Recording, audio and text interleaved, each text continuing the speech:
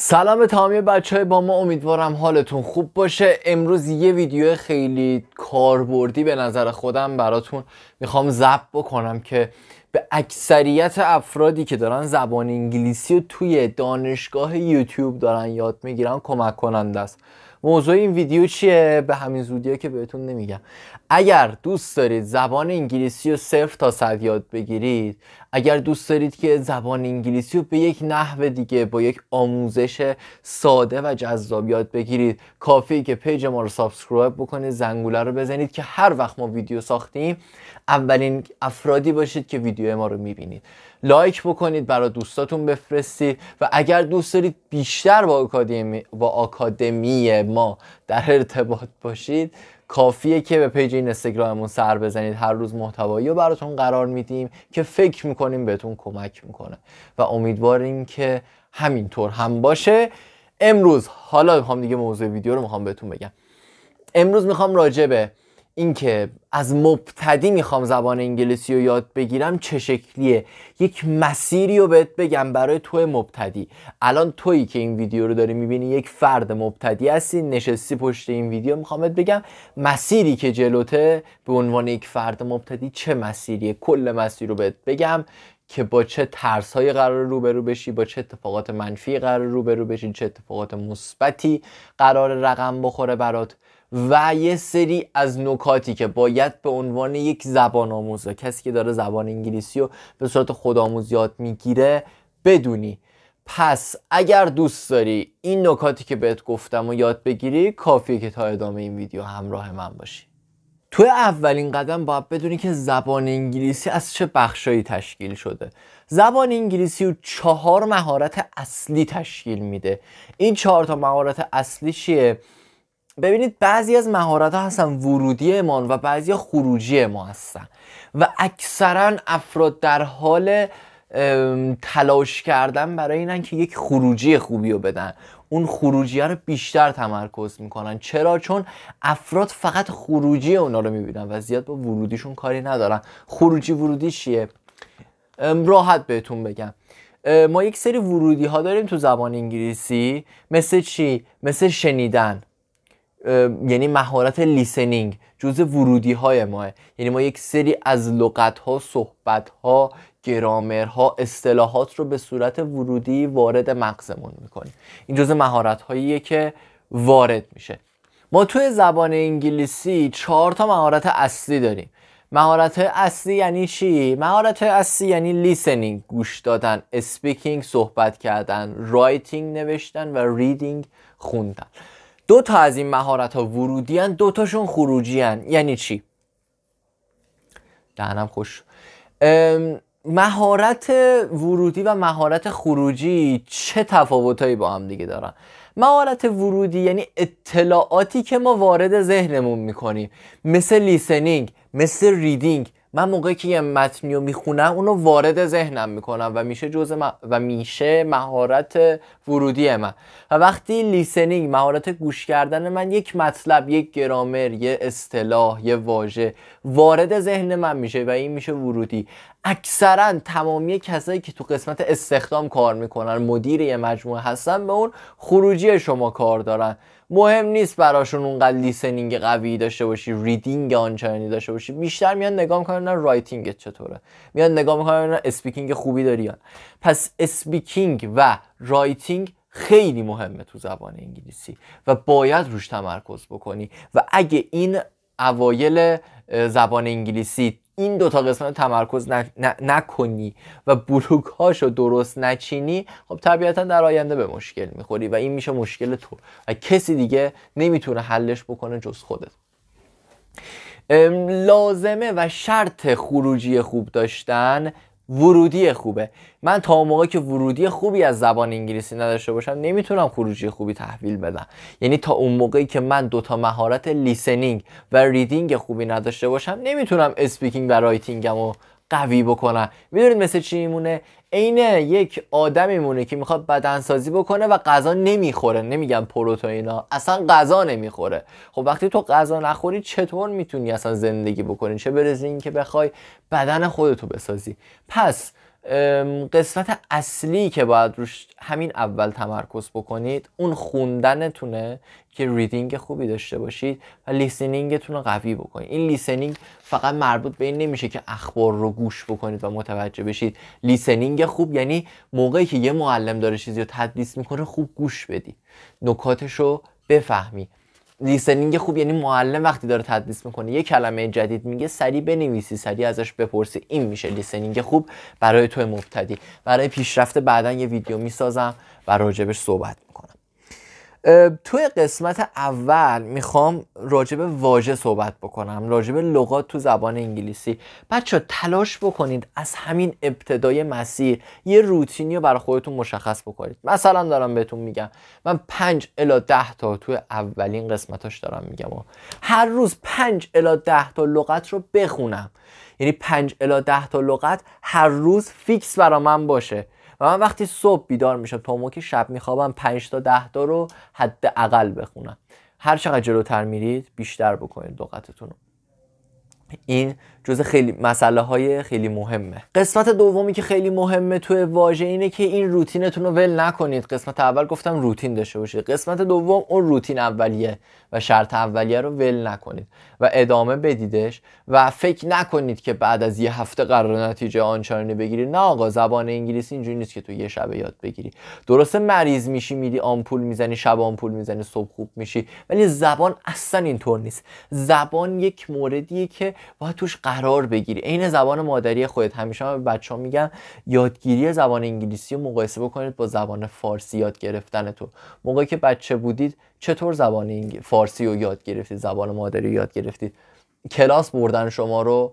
آیا همه بچه‌هایی که الان دارن انگلیسی فارسی دارن حرف میزنن؟ منی که الان دارم فارسی حرف میزنم موقعی که بچه بودم مدرسه رفتم، موقعی که مثلا 2 سالم بود، موقعی که تازه شروع کرده بودم به صحبت کردن، موقع من مدرسه رفتم. نه، گوش کردنم قوی بود. موقعی که ما بچه‌ایم، موقعی که کودکیم، یعنی نوزادیم یه طورایی، ذهن ما بیشتر اون ورودیه رو تقویت میکنه، سعی میکنه یک ورودی خوبی به مغز بده تو دوره خردسالی که بتونه خروجیه رو تقویت بکنه. یعنی مغز ما میاد توی دوران بچگیمون اون تقویت میکنه اون قسمت لیسنینگ و گوش کردن ما رو، و وقتی پدر مادرمون صحبت میکنن، فک و فامیل دارن صحبت میکنن با من مثلا خردسال، من ذهنم داره لیسنینگ و ورودی خوبی به من میده تا بتونه اون خروجیه رو تقویت بکنه. اگه اینو ضعیف کار بکنه نمیتونه خروجی خوبی بده و این عملکرد خودکار مغزه به طور طبیعی توی دوران خردسالی. ولی الان که دیگه خودتون بزرگ شدید، عاقل شدید و مغزتون توسط خودتون داره کار میکنه و از شما داره فرمان میگیره، این شمایید که باید لیسنینگتون رو قوی بکنید، این شمایید که باید تمرکز بذارید و ورودیتون رو خوب بکنید. پس قسمت دوم اینه که همیشه ول نکنید اون روتینتون رو تا اون موقعی که به نتیجه دلخواهتون برسید. اون نتیجه دلخواه هم 1 ماه، 2 ماه، 3 ماه، حتی 1 سال هم نیست. برمیگردن میگن آقا اسپیکینگ توی 1 سال، توی 6 ماه. مورد داشتم تو خیابون انقلاب داشتم میرفتم، زده بود برگ انگلیسی رو تو 28 روز با من یاد بگیر صحبت بکن. این چرت و پرتا نیستش، حقیقت رو من دارم الان بهت میگم.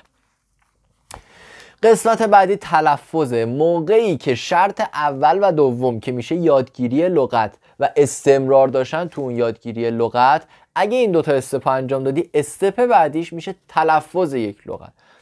تو اگه تلفظ یک لغت رو خوب نتونی انجام بدی، یک تو اولین مورد که خوشبینانه ترین مورده، تو یک فرد مبتدی شناخت. تلاش کردن برای اینن که یک خروجی خوبی رو بدن، اون خروجیه رو بیشتر تمرکز میکنن. چرا؟ چون افراد فقط خروجی اونا رو میبینن و زیاد با ورودیشون کاری ندارن. خروجی ورودی چیه؟ راحت بهتون بگم.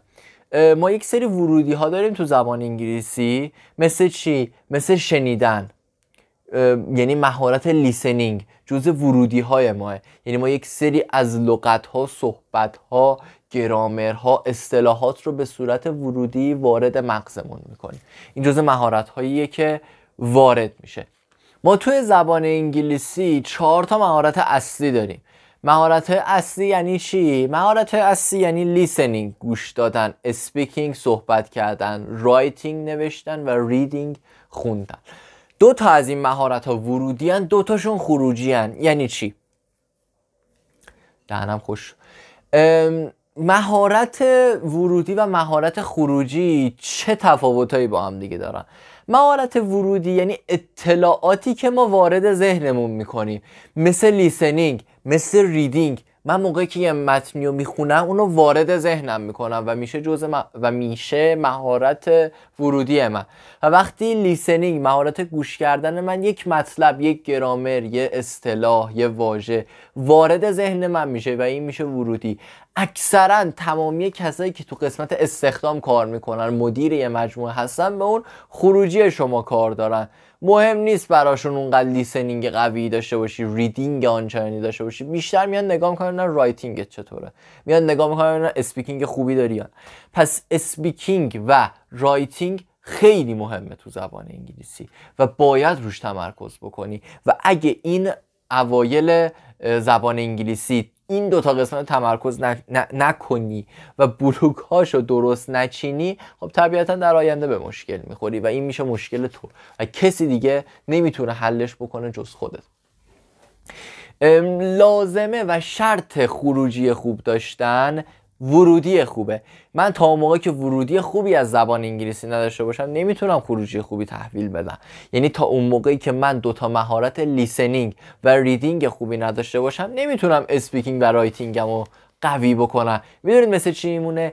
عین یک آدم میمونه که میخواد بدنسازی بکنه و غذا نمیخوره، نمیگم پروتئینا، اصلا غذا نمیخوره. خب وقتی تو غذا نخوری چطور میتونی اصلا زندگی بکنی؟ چه برسه این که بخوای بدن خودتو بسازی. پس قسمت اصلی که باید روش همین اول تمرکز بکنید اون خوندنتونه که ریدینگ خوبی داشته باشید و لیسنینگتون رو قوی بکنید. این لیسنینگ فقط مربوط به این نمیشه که اخبار رو گوش بکنید و متوجه بشید. لیسنینگ خوب یعنی موقعی که یه معلم داره چیزی رو تدریس میکنه خوب گوش بدی، نکاتش رو بفهمی. لیسنینگ خوب یعنی معلم وقتی داره تدریس میکنه یه کلمه جدید میگه سریع بنویسی، سریع ازش بپرسی. این میشه لیسنینگ خوب برای تو مبتدی. برای پیشرفت بعداً یه ویدیو میسازم و راجبش صحبت میکنم. توی قسمت اول میخوام راجب واژه صحبت بکنم، راجب لغات تو زبان انگلیسی. بچه تلاش بکنید از همین ابتدای مسیر یه روتینی رو برای خودتون مشخص بکنید. مثلا دارم بهتون میگم من 5 الی 10 تا توی اولین قسمتاش دارم میگم هر روز 5 الی 10 تا لغت رو بخونم. یعنی 5 الی 10 تا لغت هر روز فیکس برای من باشه و من وقتی صبح بیدار میشم تا موقعی شب میخوابم 5 تا 10 تا رو حداقل بخونم. هر چقدر جلوتر میرید بیشتر بکنید لغتتون رو. این جزء خیلی مسئله های خیلی مهمه. قسمت دومی که خیلی مهمه توی واژه اینه که این روتینتون رو ول نکنید. قسمت اول گفتم روتین داشته باشید، قسمت دوم اون روتین اولیه و شرط اولیه رو ول نکنید و ادامه بدیدش و فکر نکنید که بعد از یه هفته قرار نتیجه آنچنانی بگیری. نه آقا، زبان انگلیسی اینجوری نیست که تو یه شب یاد بگیری.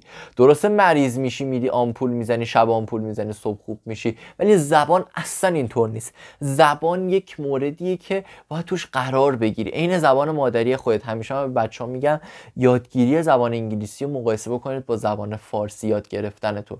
موقعی که بچه بودید چطور زبان فارسی رو یاد گرفتید، زبان مادری رو یاد گرفتید؟ کلاس بردن شما رو؟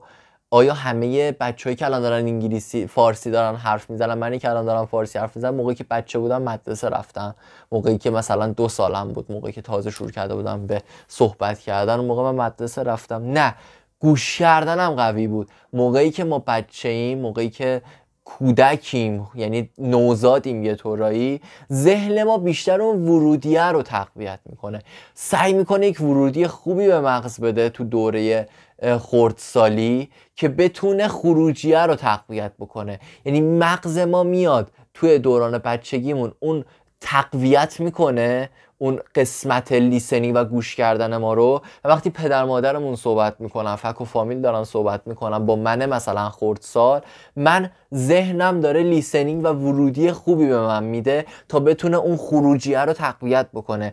اگه اینو ضعیف کار بکنه نمیتونه خروجی خوبی بده و این عملکرد خودکار مغزه به طور طبیعی توی دوران خردسالی. ولی الان که دیگه خودتون بزرگ شدید، عاقل شدید و مغزتون توسط خودتون داره کار میکنه و از شما داره فرمان میگیره، این شمایید که باید لیسنینگتون رو قوی بکنید، این شمایید که باید تمرکز بذارید و ورودیتون رو خوب بکنید. پس قسمت دوم اینه که همیشه ول نکنید اون روتینتون رو تا اون موقع که به نتیجه دلخواهتون برسید. اون نتیجه دلخواه هم 1 ماه، 2 ماه، 3 ماه، حتی 1 سال هم نیست. برمیگردن میگن آقا اسپیکینگ توی 1 سال، توی 6 ماه.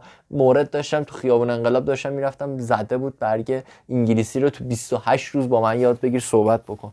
این چرت و پرتا نیستش، حقیقت رو من دارم الان بهت میگم. قسمت بعدی تلفظه. موقعی که شرط اول و دوم که میشه یادگیری لغت و استمرار داشتن تو اون یادگیری لغت، اگه این دوتا استپ انجام دادی، استپ بعدیش میشه تلفظ یک لغت. تو اگه تلفظ یک لغت رو خوب نتونی انجام بدی، یک تو اولین مورد که خوشبینانه ترین مورده، تو یک فرد مبتدی شناخته میشی، حتی اگه زبانم تا یه حدی یاد بگیری، چند سال یاد بگیری. اما توی بدترین حالت ممکنش موقعی که صحبت میکنی تلفظ بعیدشو طرف متوجه نمیشه و بدترین حالتش هم بخوام بهت بگم، تلفظی رو وقتی اشتباه بگی طرف یه چیز دیگه جوابتون میده، طرف اصلا یه چیز دیگه بهت میده. مثلا یه چیزی رو درخواست میکنی، یه چیزی رو ازش میخوای، میگی اشتباه میگی، اون خب چون اشتباه گفتی و تلفظای انگلیسی اکثرا یه ذره این ور اون ور بشه، باعث میشه که معنی لغت تغییر بکنه، ممکنه چیز دیگه ای رو بهت بده. پس اینم حواست باشه که تلفظ تو تقویت بکنی. تلفظ چجوری تقویت میشه؟ من اینقدر صحبت میکنم دهنم خوش میشه. تلفظ با لانگمن. همیشه بچه ها یادتون باشه لانگمن بهترین دیکشنری انگلیسیه که بر امریکن هستش، یعنی بهترین منبعی که شما میتونید استفاده بکنید برای ترجمه اپلیکیشن لانگمنه. حتما دانلودش بکنید و اگه نمیتونید تو کپشن، تو دیسکریپشن براتون میذارم و میتونید دانلودش بکنید این برنامه رو.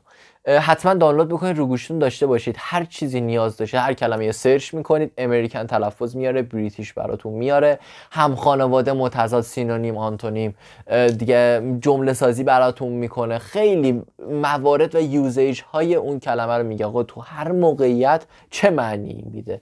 یک سری اصطلاحات رو بهتون میگه. خیلی اپلیکیشن خوبیه. خلاصه بخوام بهتون بگم، راجعش زیاد صحبت نمیکنم، ان شاءالله اگه تو کامنت رو بهم بگید بعداً راجع به اپلیکیشن لانگمن و جزئیاتش خیلی مفصل تر صحبت میکنیم. قسمت بعدی که میخوام راجع به صحبت بکنم ساختار جمله یا همون گرامره. گرامر تو اسپیکینگ، تو رایتینگ خیلی به من کمک میکنه. من بیشترین کار کرده این قسمت رو بهتون گفتم، ولی توی لیسنینگ و توی ریدینگ هم خوب کمک کننده خواهد بود. اما گرامر توی صحبت کردن به شدت کمک کننده است.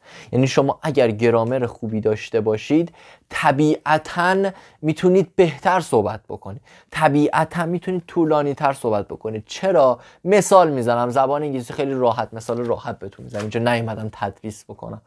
من وقتی یک نمودار زمانی داشته باشم که تو تدریس هایی که تو یوتیوب هم هستش که پای تخته میام تدریس میکنم، میتونید ببینید، من یک نمودار زمانی داشته باشم، از یک قسمتی از گذشته است میاد میرسه به وسط، میشه همین الان من، و از الان به سمت آینده هم یک قسمت دیگه داریم. یعنی این نمودار زمانی من تقسیم میشه به گذشته، حال و آینده. من 3 قسمت دارم. اگر من بخوام انگلیسی صحبت بکنم، چطور میتونم طولانی صحبت بکنم؟ وقتی من میتونم انگلیسی رو طولانی صحبت بکنم که چند تا گرامر و گرامرها رو بلد باشم. و لازمه یاد گرفتن گرامر خوندن رفرنس و کتاب‌های درسته، استفاده کردن تو صحبت کردنته. من اگر گرامر خوبی داشته باشم، اسپیکینگ خوبی دارم، این دوتا برابری میکنم با هم دیگه و رابطه مستقیم دارن.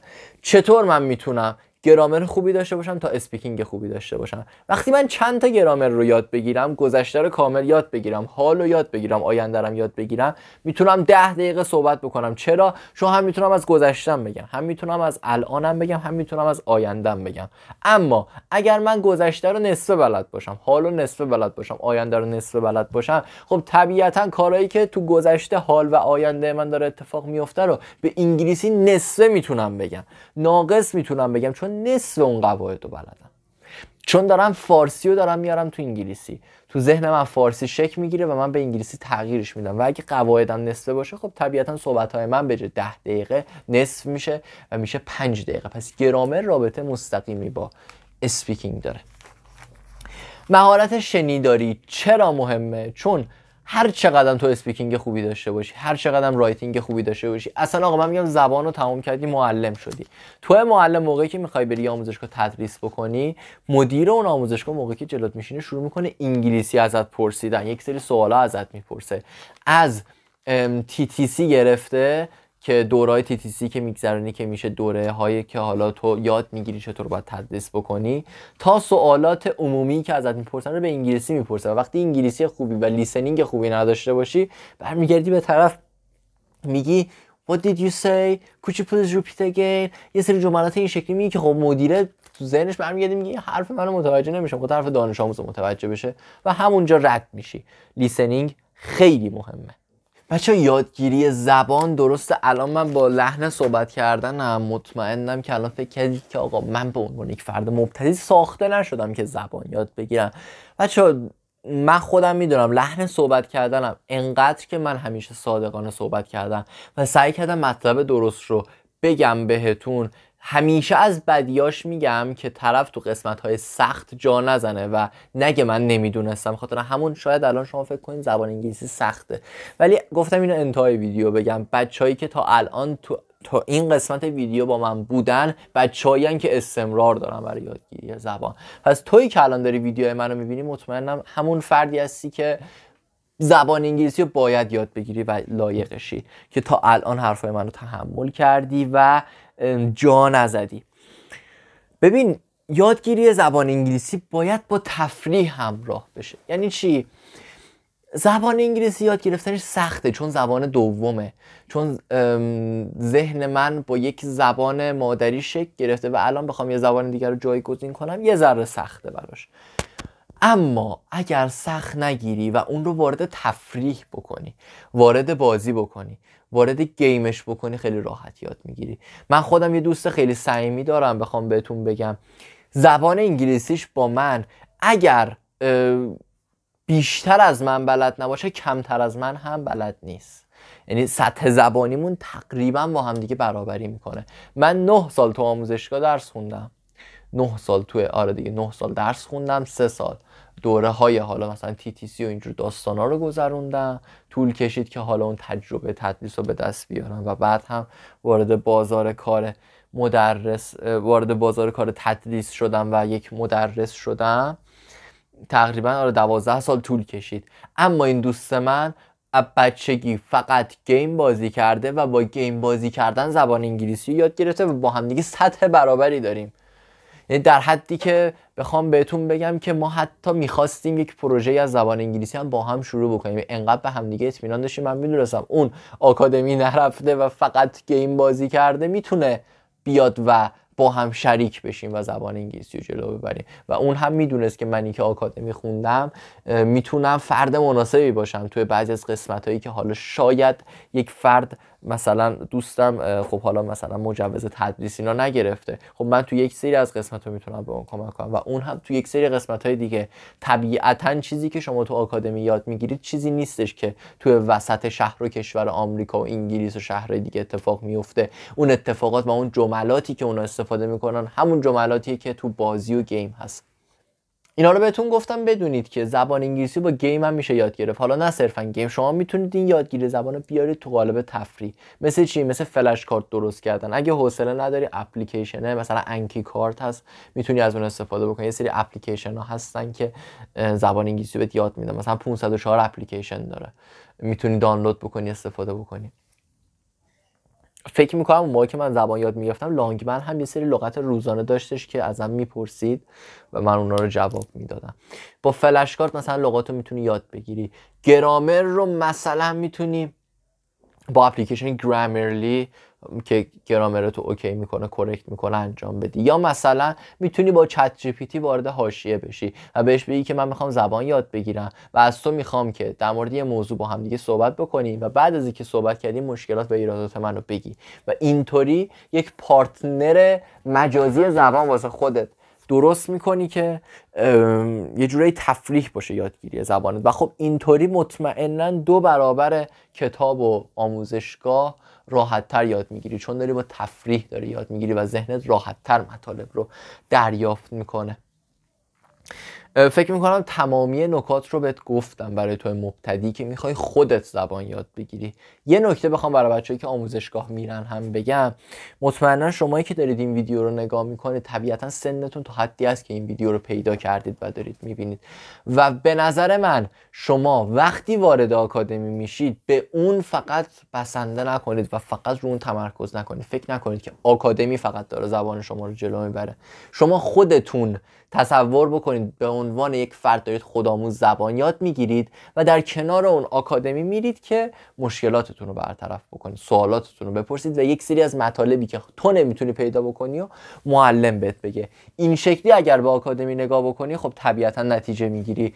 بچه‌ها هر سوالی دارید راجع به اینکه چطور میتونید زبان رو یاد بگیرید، اگر مبتدی، سطح متوسط، پیشرفته یا اصلا تو هر موضوعی راجع به زبان انگلیسی موردی هست که میخوای بدونی، حتما تو کامنت ها به من بگو، چون من کامنت ها رو چک میکنم. نسبت به مسائلی که شما درگیرش هستید ویدیو میسازم.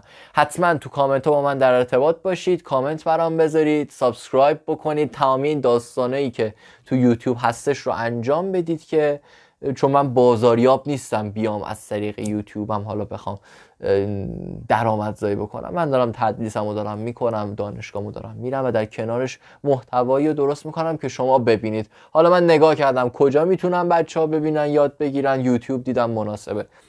حالا اگه فکر میکنید که سابسکرایب کردن و لایک کردن و کامنت گذاشتنتون باعث میشه من آدم پولداری بشم، اصلا نمیخواد همچین کاری بکنید. بیایید تو اینستاگرام اصلا ازم بپرسید، اصلا یه جای دیگه بپرسید. اصلا برای من مهم نیستش که بخوام درآمد کسب بکنم. من دارم زبان انگلیسی دارم یاد میگیرم تو دانشگاه و دوست دارم که شما هم حالا کنار دانش آموزایی که دارم شما هم یاد بگیرید که چطور باید مسیر زبان انگلیسی رو پیش برید و خوب پیش برید، حرفه‌ای پیش برید. امیدوارم این ویدیو بهت کمک کرده باشه. هر جا که هستی لبت خندون باشه و زبان انگلیسی رو کیف بکنی و یاد بگیری با هر کسی که هست. اگر دوست داشتی ویدیوهای تدریس منو میتونی تو یوتیوب ببینی، چند تا ویدیو تدریس گذاشتم و اگه دوست داری همچین ویدیویی که مثل ویدیویی که الان دیدی دوست داری ببینی، کافیه که سابسکرایب بکنی و تو این مسیر همراه من بشی. به امید دیدار همگیتون، شب و روزتون خوش، خدا نگهدار.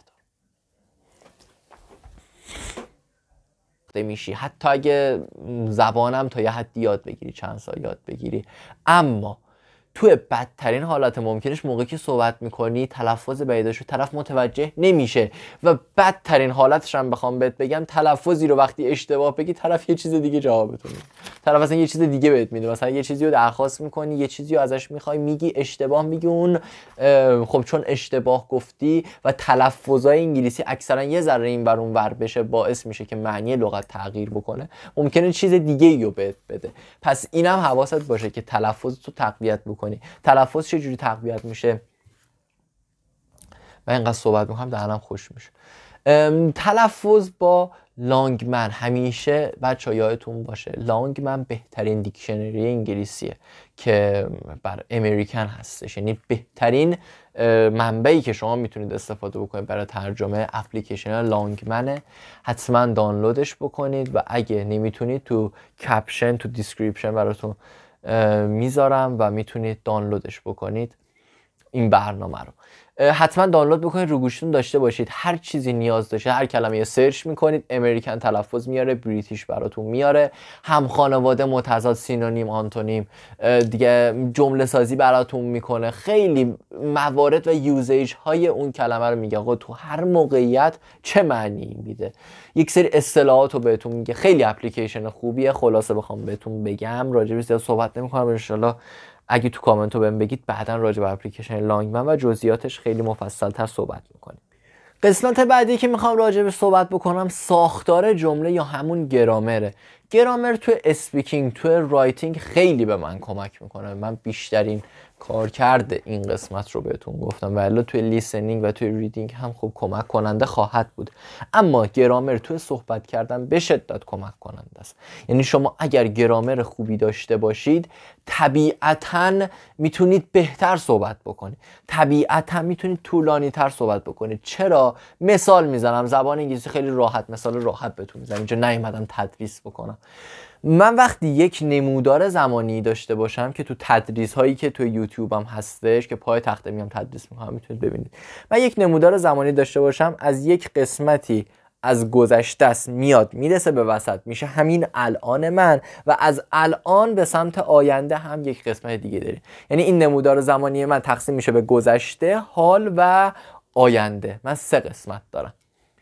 اگر من بخوام انگلیسی صحبت بکنم چطور میتونم طولانی صحبت بکنم؟ وقتی من میتونم انگلیسی رو طولانی صحبت بکنم که چند تا گرامر و گرامرها رو بلد باشم، و لازمه یاد گرفتن گرامر خوندن رفرنس و کتاب‌های درسته، استفاده کردن تو صحبت کردنته. من اگر گرامر خوبی داشته باشم اسپیکینگ خوبی دارم، این دوتا برابری میکنم با هم دیگه و رابطه مستقیم دارن. چطور من میتونم گرامر خوبی داشته باشم تا اسپیکینگ خوبی داشته باشم؟ وقتی من چند تا گرامر رو یاد بگیرم، گذشته رو کامل یاد بگیرم، حال رو یاد بگیرم، آینده رو یاد بگیرم، میتونم 10 دقیقه صحبت بکنم. چرا؟ چون هم میتونم از گذشتم بگم، هم میتونم از الانم بگم، هم میتونم از آیندهم بگم. اما اگر من گذشته رو نصف بلد باشم، حال رو نصف بلد باشم، آینده رو نصف بلد باشم، خب طبیعتا کارهایی که تو گذشته، حال و آینده من داره اتفاق میفته رو به انگلیسی نصفه میتونم بگم، ناقص میتونم بگم، چون نصف اون قواعد رو بلدم. چون دارم فارسی رو دارم میارم تو انگلیسی، تو ذهن من فارسی شکل میگیره و من به انگلیسی تغییرش میدم. و اگه قواعدم نصفه باشه خب طبیعتا صحبت‌های من به جای 10 دقیقه نصف میشه و میشه 5 دقیقه. پس گرامر رابطه مستقیمی با اسپیکینگ داره. مهارت شنیداری چرا مهمه؟ چون هر چقدر تو اسپیکینگ خوبی داشته باشی، هر چقدر رایتینگ خوبی داشته باشی، اصلا آقا من میگم زبان رو تمام کردی معلم شدی. تو معلم موقعی که میخوای بری آموزشگاه تدریس بکنی، مدیر اون آموزشگاه موقعی که جلوت میشینه شروع میکنه انگلیسی ازت پرسیدن، یک سری سوالا ازت میپرسه، از TTC گرفته که دورهای TTC که میگذرونی که میشه دوره هایی که حالا تو یاد میگیری چطور باید تدریس بکنی، تا سوالات عمومی که ازت میپرسن رو به انگلیسی میپرسه. و وقتی انگلیسی خوبی و لیسنینگ خوبی نداشته باشی برمیگردی به طرف میگی What did you say? Could you please repeat again? یه سری جملات این شکلی میگی که خب مدیره تو ذهنش برمیگرده میگه حرف منو متوجه نمیشه، خب طرف دانش آموز متوجه بشه و همونجا رد میشی. لیسنینگ خیلی مهمه. بچه یادگیری زبان، درسته الان من با لحن صحبت کردنم مطمئنم که الان فکر کردید که آقا من به عنوان یک فرد مبتدی ساخته نشدم که زبان یاد بگیرم. بچه من خودم میدونم لحن صحبت کردنم انقدر که من همیشه صادقانه صحبت کردم و سعی کردم مطلب درست رو بگم بهتون. همیشه از بدیاش میگم که طرف تو قسمت‌های سخت جا نزنه و نگه من نمیدونستم. خاطر همون شاید الان شما فکر کنید زبان انگلیسی سخته، ولی گفتم اینو انتهای ویدیو بگم. بچه‌هایی که تا الان تا این قسمت ویدیو با من بودن بچه‌هایی هستن که استمرار دارن برای یادگیری زبان. پس تویی که الان داری ویدیو منو میبینی مطمئنم همون فردی هستی که زبان انگلیسی رو باید یاد بگیری و لایقشی، که تا الان حرفای منو تحمل کردی و جا نزدی. ببین یادگیری زبان انگلیسی باید با تفریح همراه بشه. یعنی چی؟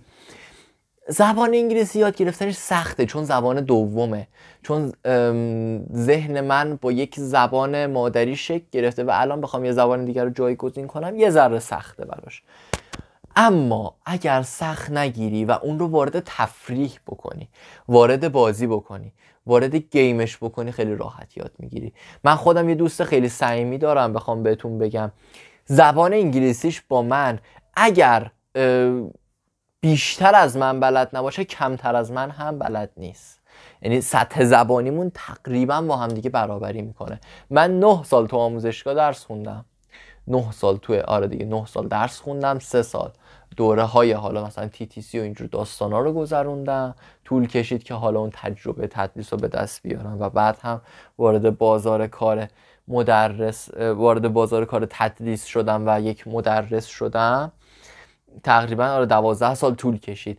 اما این دوست من از بچگی فقط گیم بازی کرده و با گیم بازی کردن زبان انگلیسی یاد گرفته و با هم دیگه سطح برابری داریم.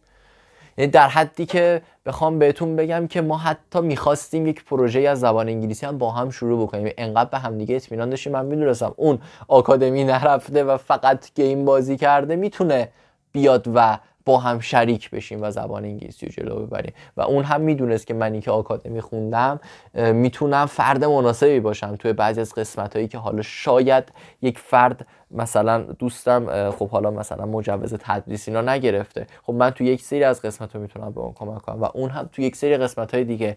طبیعتاً چیزی که شما تو آکادمی یاد میگیرید چیزی نیستش که تو وسط شهر و کشور آمریکا و انگلیس و شهرهای دیگه اتفاق میفته. اون اتفاقات و اون جملاتی که اونا استفاده میکنن همون جملاتیه که تو بازی و گیم هست. اینا رو بهتون گفتم بدونید که زبان انگلیسی با گیم هم میشه یاد گرفت. حالا نه صرفا گیم، شما میتونید این یادگیری زبان رو بیارید تو قالب تفریح. مثل چی؟ مثل فلش کارت درست کردن. اگه حوصله نداری اپلیکیشنه مثلا انکی کارت هست میتونی از اون استفاده بکنی. یه سری اپلیکیشن ها هستن که زبان انگلیسی بهت یاد میدن، مثلا 504 اپلیکیشن داره، میتونی دانلود بکنی استفاده بکنی. فکر میکنم اون موقع که من زبان یاد میگرفتم لانگمن هم یه سری لغت روزانه داشتش که ازم میپرسید و من اونا رو جواب میدادم.